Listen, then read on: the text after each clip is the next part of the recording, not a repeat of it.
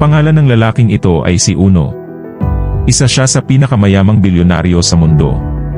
Ang yaman niya ay mula sa kanyang naimbentong neodymium magnets.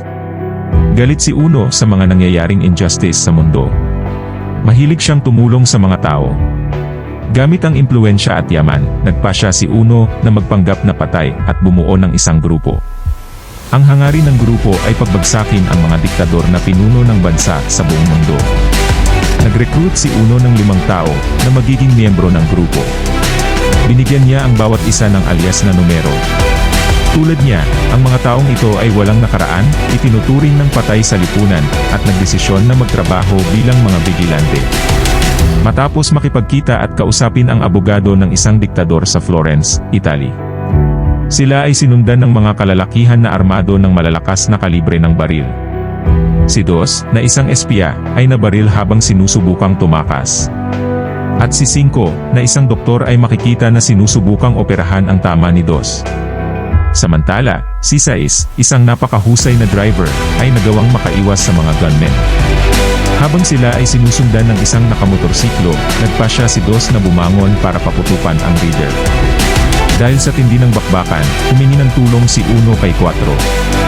Si Cuatro, isa pang miyembro ng grupo, ay isang stalker na mahusay sa paglundag sa mga gusali. Si Tres na isang hitman ay tumulong kay Cuatro na pabagsakin ang mga gunmen. Sa kasamaang palad, si Sais ay napatay sa gitna ng labanan. Ito ay nagdulot ng labis na kalungkutan sa grupo. Ang walang buhay na katawan ni Sais ay binalot at emosyonal na inihulog ng grupo sa karagatan. Walang sino man sa grupo ang nakakaalam ng nakaraan Sais. Labag sa batas ng grupo ang magkaroon ng malapit na ugnayan sa isa't isa. At kahit tunay ng pangalan ay lingid sa kaalaman ng kapwa-miyembro ng grupo. Ito ay mga kagustuhan ni Uno. Siya ay parang propesor ng 5 mahuhusay na vigilantes na meron mabuting layunin at adhikain. Sinabi ni Uno sa grupo na kailangan nilang makahanap ng bagong miyembro na papalit sa pwesto ni Sais. Samantala, ang eksena ay lumipat sa kwento ni Blaine, isang sniper sa Delta Force, na nasa isang misyon sa Afghanistan. Siya ay bigo sa kanyang misyon. Nasaksihan ni Blaine pagkaubos ng mga miyembro ng Delta Force sa kamay ng mga kalaban. Meron sana siyang pagkakataon na iligtas ang mga ito, ngunit pinigilan siya ng mas nakakataas sa kanya. Ang pangyayaring ito ang nagdulot ng matinding pagsisisi kay Blaine. Habang iniisip ni Blaine ang kanyang mga kasamahan sa nabigo nilang misyon, lumapit si Uno sa kanya. Inimbitahan niya ito sa kanilang grupo bilang numero 7.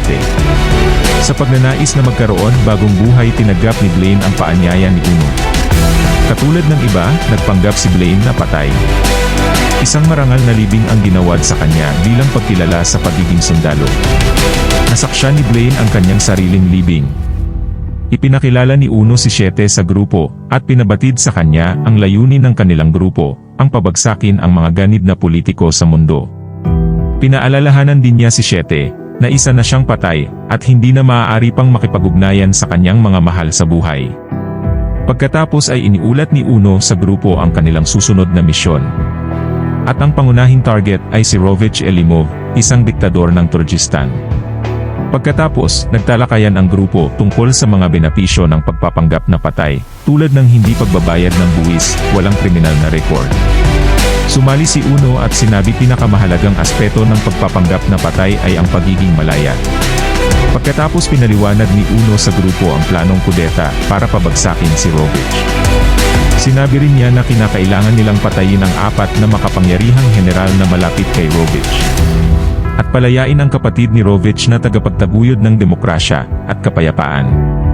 Pagkatapos ay patatalsikin sa pwesto si Rovich para maibalik ang kapayapaan sa bansa. Hindi ito magiging madaling misyon, ngunit sa tulong ng neodymium micromagnet ni Uno malamang na makayanan nila. Tinanong ni Blaine si Uno, hinggil sa kwento ni Rovich.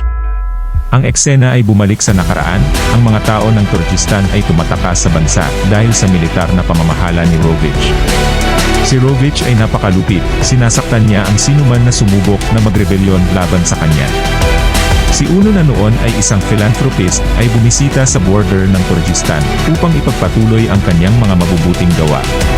Pinabomba ni Rovich ang border sa isang airstrike na ikinamatay ng maraming mga tao, bata man o matanda. Habang pinapanood ni Uno ang pagkamatay ng walang labang mamamayan, nagpasya siyang bumuo ng isang anonymous vigilante group na ang layunin ay patalsikin ang mga ganid na pinuno ng bansa. Nagtagpo ang landas ni Uno at Rovich sa isang dulaan na may kaugnayan sa ganid na politiko. Sinabi niya sa kanya na kahit gaano pa man kalupit ang isang ganid na pinuno, darating ang panahon na pagbabayaran niya ang kanyang mga kasalanan katulad sa opera na kanilang pinanood. Sinabi naman ni Rovich, ang mga bayani ay nagtatagumpay lang sa opera, ngunit hindi sa totoong buhay. Nakipagkita si Uno sa isang babae na nakilala niya sa opera, at biglang may naramdamang emosyonal na koneksyon sa kanya. Nagtarik sila at pagkatapos ay biglang hindi na nagparamdam si Uno.